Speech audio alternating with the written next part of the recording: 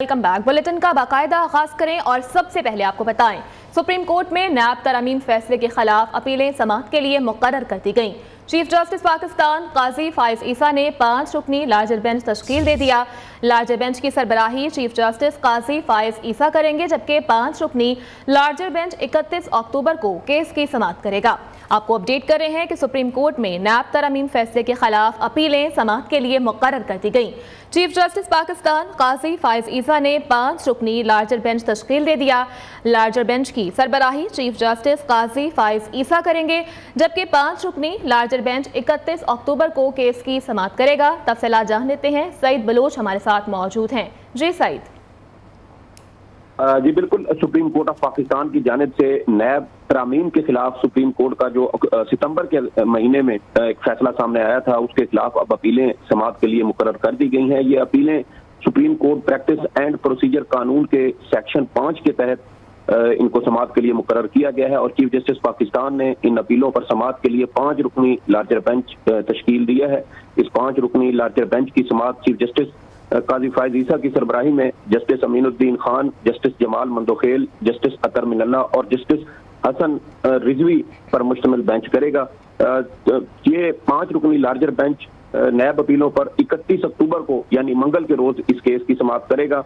नैब अपीलों के खिलाफ वफाकी हुकूमत और जो मुतासरा अफ्रीकैन थे उनकी जानिब से सुप्रीम कोर्ट में अपीलें दायर की गई थी और उनकी जानिब से ये नुक्ता उठाया गया था कि सुप्रीम कोर्ट ने नैब तरामीम के खिलाफ जो फैसला दिया है उसमें बुनियादी हकूक की खिलाफ वर्जी की कोई निशानदेही नहीं की गई और ना ही दरखास्त गुजारों को उस मुकदमे में सुना गया है, जिसके बाद अब चीफ जस्टिस पाकिस्तान की जानिब से ये 5 रुकनी लार्जर बेंच तश्कील दिया गया है, जो 31 अक्टूबर को इस जो नैब अपीलें हैं इस पर समाअत करेगा। जी ठीक है सईद, बहुत शुक्रिया आपका अपडेट करने के लिए। उधर यूएन की जनरल असेंबली ने इंसानी बुनियादों पर गजा में जंगबंदी की करारदाद भारी अक्सरियत से मंजूर कर ली। करारदाद के हक में 120 वोट जबकि 45 गैर हाजिर रहे। 14 ममालिक समेत इसराइल और अमेरिका ने करारदाद के खिलाफ वोट दिए। यूएन ने गजा में इमदाद पहुंचाने और शहरियों के तहफ़्फ़ुज़ का मुतालबा भी किया है। और यहाँ पर आपको बताएं, वफाकी वजारत सेहत का ज़ेरे इंतजाम इदारों में काम करने वाले अफसरान पर अदम एतमाद। इस्लामाबाद के दोनों बड़े अस्पतालों में एग्जीक्यूटिव डायरेक्टर के इंतजामी ओहदों पर अहल अफसरान की तैनाती के लिए वजारत दिफा से मदद मांग ली गई। खत में वजारत दिफा से ग्रेड 21 की पोजीशंस पर अहल अफसरान की बतौर सरबराह पिम्स और पोली क्लिनिक तैनाती के लिए नामजदगियाँ देने की सिफारिश की गई है। तफसीलात बताएंगे तौसीफ अब्बासी। जी तौसीफ। जी, वजारत कौमी सेहत की तरफ से 9 अक्टूबर को वजारत दिफा के सेक्रेटरी वजारत दिफा के नाम लिखे खत में ये कहा गया है कि वजारत सेहत के जो 2 नीचे अलाइड हॉस्पिटल्स हैं, Pakistan institute of medical sciences और पॉली क्लिनिक, इनके सरबराहान की ग्रेड 21 की जो पोस्टें हैं इस पर हमारे पास जो है अहल अफसरान दस्तियाब नहीं हैं। तो वजारत दिफा से सिफारिश की गई है कि आर्मी मेडिकल कॉर्प्स के अहल अफसरान को इन पोस्टों पर तैनाती के लिए नामजदगियाँ दी जाएं और ये खत 9 अक्टूबर को सेक्रेटरी वजारत सेहत की सिफारिश पर सेक्रेटरी वजारत दिफा को लिखा गया है। जी ठीक है तौसीफ, बहुत शुक्रिया आपका। और पीआईए का माली बहरान मजीद संगीन हो गया। पीएसओ के 14 अरब के बकायाजात के चक्कर फ्यूल न मिलने से 538 परवाजें मनसूख हो गईं, जिससे खसारे का शिकार पीआईए का मजीद 9 अरब का नुकसान हो गया। जबकि दूसरी जानिब पीएसओ और पीआईए में मुज़ाकरात कामयाब हो गए हैं। पीएसओ ने पीआईए की क्रेडिट लिमिट बढ़ा दी है, ताहम फंड्स न होने के बायस 4 बोइंग 777 तैयारे ग्राउंड हो गए हैं। ज़राए का कहना है कि तैयारों की मरम्मत के लिए $160 मिलियन दरकार हैं। इस हवाले से मज़ीद तफसीलात जान लेते हैं। ब्यूरो चीफ लाहौर अयाज शुजा हमारे साथ मौजूद हैं। जी अयाज साहब। बिल्कुल, पीआईए की ये तकरीबन अब 550 परवाज़ें हो गई हैं जो कि मनसूख हुई इस बहरान की वजह से। पीएसओ ने सिर्फ 14 अरब की वसूली के चक्कर में पीआईए का 9 अरब रुपए का नुकसान किया है और तकरीबन 90,000 से ज़ायद जो मुसाफिर हैं इससे मुतासर हुए हैं। पीआईए यौमिया 82 परवाज़ें ऑपरेट करती थी, लेकिन अब इस वक्त PIA सिर्फ 25 या इससे भी कम परवाज़ें ऑपरेट कर रही है। बार बार जो हवाबाजी की वजारत के मुतल्लिका निगरान वज़ीर हैं उनको राब्ता किया गया, PIA की जानिब से ख़त भी लिखे गए कि ये मामला हल करवाएं, और इससे पहले माजी में ऐसी कोई मिसाल नहीं मिलती।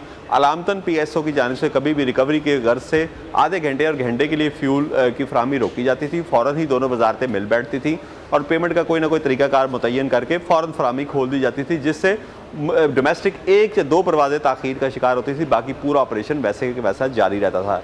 लेकिन अब ये हाल है कि PIA जो है वो ना सिर्फ उसकी क्रेडिबिलिटी को इससे बड़ा शदीद धचका लगा है, बल्कि अगर आप इसकी निष्कारी करना चाहते हैं तो वो अमल भी बड़ा शदीद मुतासर हुआ है। दूसरी जानिब फंड्स ना होने की वजह से बोइंग 777 तैयारे जो कि PIA के ऑपरेशन की रीढ़ की हड्डी की हैसियत रखते हैं, और आपके जितने भी इंटरनेशनल स्टेशन हैं उन पर से ये 777 तैयारे ही ज़्यादातर सवाए गल्फ़ में आप दूसरे तैयारे भी ऑपरेट कर लेते हैं, लेकिन वेस्ट यानी यूरोप, अमेरिका और कनाडा में यही तैयारे सिर्फ इस्तेमाल होते हैं। ये अब 4 तैयारे मजीद ग्राउंड हो गए हैं, यानी PIA का जो बहरान है वो ख़त्म हो के ही नहीं दे रहा, और शायद निगरान हुकूमत की तरजीहात में भी ये शामिल नहीं है कि PIA को इस बहरान से निकाला जाए। PIA जो कि पहले ही माली बहरान का शिकार है, उसको PSO और वफाकी वजारत हवाबाजी की जानिब से बर वक्त इक़दाम करने की वजह से मज़ीद खसारा बर्दाश्त करना पड़ रहा है, और इसका ऑपरेशन जो है वो तकरीबन मखदूश हो रह गया है। जी ठीक है यास, आप हमारे साथ ही मौजूद रहिएगा। बोइंग तैयारों के मेंटेनेंस इशू की तफसीलात जान लेते हैं। कराची से हमारे नुमाइंदे काशिफ मुनीर ने हमें ज्वाइन किया। काशिफ, आप आगाह कीजिएगा।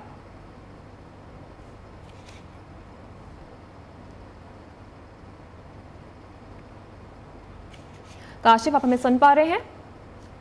जी, आपको आवाज आ रही है मेरी? जी बिल्कुल आ रही है, आगाह कीजिएगा। मैंने को बताया कि जो PIA के ये तैयारे हैं 4 बोइंग 777, इसमें से 2 जो अदद तैयारे हैं वो तो गुज़श्ता कई सालों से ग्राउंड है।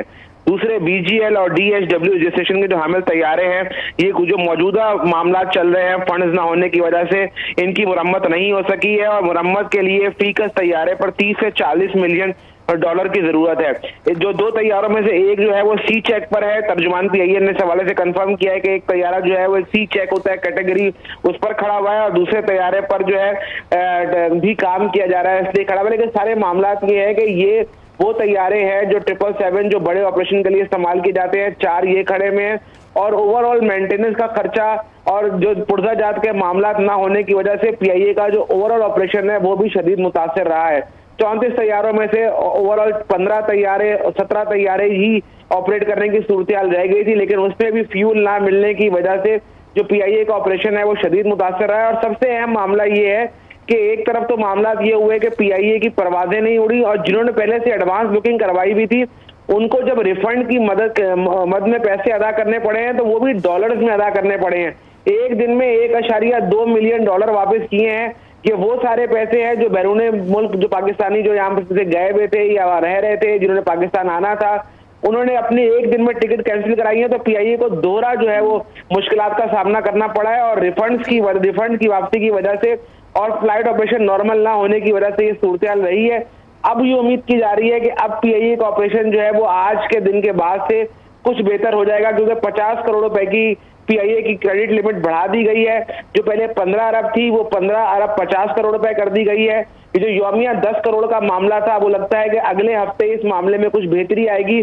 काबीना के हवाले से कुछ मामला ऐसे हुए हैं कि PIA को 8 अरब का बेल आउट पैकेज दिया जा रहा है, जिसमें अब 50 करोड़ की लिमिट बढ़ाकर PIA का सबसे अहम मामला तो यह है कि जो डोमेस्टिक ऑपरेशन है वो बहाल होने जा रहा है। इंटरनेशनल फ्लाइट डोमेस्टिक ऑपरेशन जो है वो बहाल होने जा रहा है। काशिफ, बहुत शुक्रिया, आपका अपडेट कर रहे थे। अयाज भी हमारे साथ मौजूद थे लाहौर से, आप दोनों का बेहद शुक्रिया।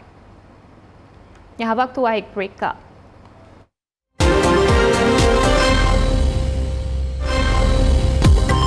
एंटी नारकोटिक्स फोर्स का मनशियात स्मगलिंग के खिलाफ क्रैकडाउन। लाहौर समेत मुख्तलिफ शहरों में 8 कार्रवाइयों के दौरान खातून समेत 3 मुल्जिमान गिरफ्तार, 137 किलोग्राम मनशियात बरामद कर ली। शेखोपुरा में डकैती की बड़ी वारदात, 8 मुसल्ला डाकुओं ने घर में घुसकर अहले खाना को गन पॉइंट पर यरगमाल बना लिया। 35 तोले जेवरात, सऊदी रियाल और कीमती मोबाइल फोन ले गए।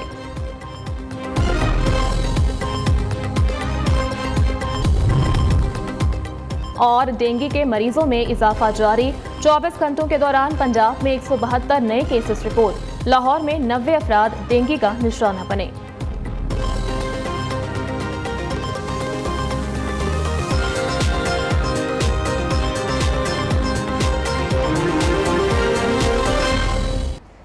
यहाँ पर आपको बताएं, इस्तेहकाम पाकिस्तान पार्टी का आज पहला सियासी पावर शो है। खानेवाल में पंडाल सज गया। जलसे के लिए 100 फुट चौड़ा और 40 फुट ऊंचा स्टेज तैयार कर लिया गया। पंडाल में 30,000 से ज्यादा कुर्सियां भी लगा दी गईं। जहांगीर खान तरीन बसरिया हेलीकॉप्टर जलसागाह पहुंचेंगे, जबकि इस्तेहकाम पाकिस्तान पार्टी के सदर अब्दुल अलीम खान, फिरदौस आशिक अवान समेत दीगर रहनुमा जलसे से खिताब करेंगे। तफसीलात जान लेते हैं नुमाइंदा न्यूज़ अब्दुल सलाम नाज से। जी, इस्तेहकाम पाकिस्तान पार्टी आज अपना पहला पावर शो ज़िला खानेवाल की तहसील जहानिया में कर रही है, जिसके लिए जो जहानिया क्रिकेट स्टेडियम में जलसा के लिए 30,000 के करीब कुर्सियां लगा दी गई हैं और जो स्टेडियम है इसको बैनर्स और पार्टी परचमों से सजा दिया गया है। यहाँ पर सीनियर क़यादत जो है यहाँ पर IPP की वो शुरा से खिताब करेंगे, जिनमें चेयरमैन IPP जहांगीर तरीन खान और सदर अब्दुल अलीम खान और बाकी सीनियर क़यादत जो शुरा से खिताब करेंगी। और स्टेज यहाँ पर जो स्टेज की बात करता चलूँ तो जहां पर 80 फुट लंबा और 40 फुट चौड़ा जो स्टेज लगा दिया गया है और यहां पर जो तमाम इंतजामात मुकम्मल कर लिए गए हैं और कारकुन की जो आमद का सिलसिला है वो भी जारी है। सिक्योरिटी के हवाले से अगर बात करूं तो सिक्योरिटी के भी सख्त इंतजामात किए गए हैं। यहां पर जो है 2 एंट्री गेट भी दिए गए हैं शुरा के लिए और यहां पर जो सिक्योरिटी के सख्त इंतजामात के हवाले से DPO खानेवाल ने यहां पर जलसागाह का भी दौरा किया था और यहां पर सख्त तरीन इंतजामात किए गए हैं। जलसा जो है आज 3 बजे। वापस आएंगे एक ब्रेक के बाद। Welcome back. ब्रेक के बाद यहाँ पर आपको बताएं, शेखोपुरा में घर पर डकैती की बड़ी वारदात हुई। 8 मुसल्लह डाकुओं ने अली खाना को गन पॉइंट पर यरगमाल बनाकर लूट लिया। डाकू 35 तोले जेवरात, सऊदी रियाल, नकदी, कीमती मोबाइल फोन साथ ले उड़े, जबकि पुलिस जाए वक़्वा पर पहुंच गई है। उधर फैसलाबाद में थाना पीपल्स कॉलोनी की हुदूद में 3 मुसल्लह डाकू थाने से चंद गज के फासले पर नाका लगाकर शहरियों को लूटते रहे। पुलिस सोती रह गई, जबकि डाकुओं ने असलहे के जोर पर 4 शहरियों से नकदी, मोबाइल फोन और एक मोटरसाइकिल भी छीन लिया। फुटेज के बावजूद पुलिस मुकदमा दर्ज न कर सकी। यहाँ वक्त हुआ है एक ब्रेक का, साथ रहिएगा। Welcome back. यहाँ पर आपको बताएं, हज पर जाने के ख्वाहिशमंद अफराद के लिए खुशखबरी सामने आ गई। ज़राए का कहना है कि सरकारी हज स्कीम के लिए दरख्वास्तें नवंबर के वस्त तक तलब कर ली जाएंगी। वफाकी काबीना ने हज पॉलिसी 2024 नवंबर के आगाज में मंजूर होने का इम्कान जाहिर किया है। तफसीलात बताएंगे जावेद नूर। जी जावेद। जी, मुजवज़ा सरकारी हज पॉलिसी में अवामी तजवीज़ पर कई तब्दीलियाँ की गई हैं और ये पॉलिसी इस मरतबा कबल वक्त जो है मंजूर कराई जा रही है। पिछली मरतबा हज पॉलिसी जो है वो रवां बरस मार्च में मंजूर कराई गई थी और रिवायत यह है कि हर बरस हज से पहले ये पॉलिसी मंजूर होती है, लेकिन इस मरतबा कबल वक्त की पॉलिसी मंजूर कराई जा रही है और अगले महीने यानी नवंबर में तवक्को है कि पॉलिसी मंजूर करवा ली जाएगी और हज दरखास्तों की वसूली शुरू कर दी जाएगी। इस मरतबा हज पैकेज में कुछ तब्दीलियाँ की गई हैं और कई आदमी हज का ये कहना था कि तवील छुट्टियां ना मिलने के सबब वो हज नहीं कर पाते, तो इस मरतबा 40 दिन का हज तो अपनी जगह होगा जो मामूल के मुताबिक होता है, लेकिन 20 से 25 रोज का हज पैकेज भी इस दफा मुतारिफ कराया जा रहा है ताकि कम छुट्टी मिलने पर भी लोग हज कर सकें, क्योंकि इस वजह से गुज़िश्ता बरस कम दरखास्तें हज मौसूल हुई थी, तो इस मरतबा हज जो है वो मुख्तसर दौरानिया का हज भी मुतारिफ कराया जा रहा है जो खासतौर पर समंदर पार पाकिस्तानी इससे इस्तेफादा कर सकेंगे, जबकि समंदर पार पाकिस्तानियों के लिए स्पॉन्सरशिप हज स्कीम भी जारी रखी जाएगी। पहले ये कोटा 10,000 था, इस मरतबा ये कोटा बढ़ाकर 25,000 किया जा रहा है और हज अखराजात जो है डॉलर्स में वसूल किए जाएंगे और जो स्पॉन्सरशिप स्कीम है इसके तहत बैरून मुल्क मुकीम पाकिस्तानी अपने लिए भी हज दरखास्तें दे सकेंगे और अपने रिश्तेदारों के लिए भी हज दरखास्तें जमा करा सकेंगे और ये हज दरखास्तें कुरानंदाजी से मुस्तस्ना होंगी। ठीक है जावेद, बहुत शुक्रिया आपका अपडेट करने के लिए। स्टूडियो से फिल वक्त इतना ही।